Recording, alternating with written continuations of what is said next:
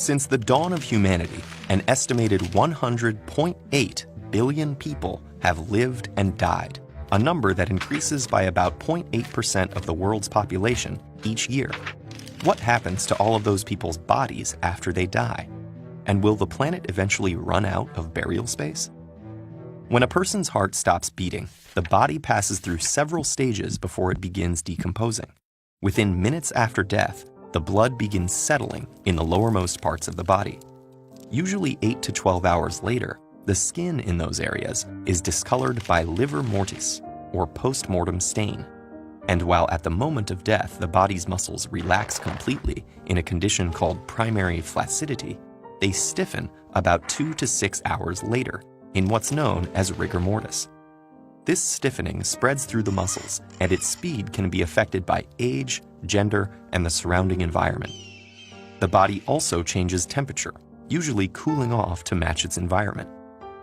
Next comes decomposition, the process by which bacteria and insects break apart the body. Many factors affect the rate of decomposition. There is, however, a basic guide of the effect of the environment on decomposition called Casper's Law. It says that if all other factors are equal, a body exposed to air decomposes twice as fast as one immersed in water, and 8 times as fast as one buried in earth. Soil acidity also greatly affects bone preservation. High acidity soils with a pH of less than 5.3 will rapidly decompose bone, whereas in a neutral or basic soil with a pH of 7 or more, a skeleton can remain in relatively good condition for centuries. Different cultures throughout history have developed unique approaches to burials.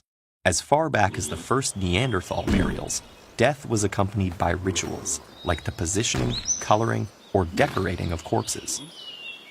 Traditional Christian burials decorate the body in dress, while in traditional Islam, a body is wrapped in a piece of ritual fabric with the face oriented toward Mecca.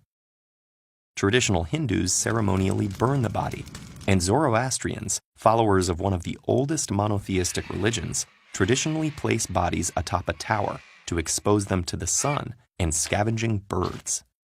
Before the Industrial Revolution, burials were simple and accessible.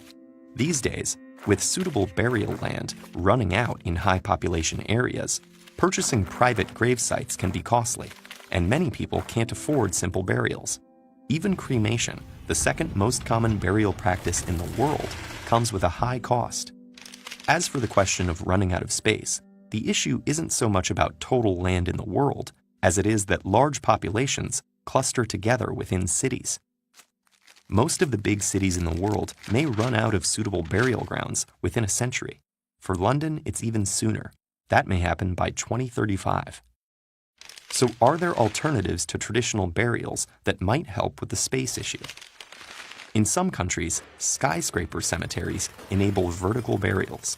Some options focus on the body's relationship with the environment. Promession, for example, freeze-dries and pulverizes the body, creating a powder that can turn into compost when mixed with oxygen and water. There are also green burials that use special materials such as biodegradable caskets, urns that sprout trees, and burial suits that grow mushrooms. Eternal reefs take that concept to the depths of the ocean, using a mixture of ashes and cement to create marine habitats for sea life. Death is an inevitable part of the human condition, but how we treat bodies and burials continues to evolve. We may each have different spiritual, religious, or practical approaches to dying, but the ever-increasing demand for burial space might give us a push to be creative about where our bodies go after the final stages of life.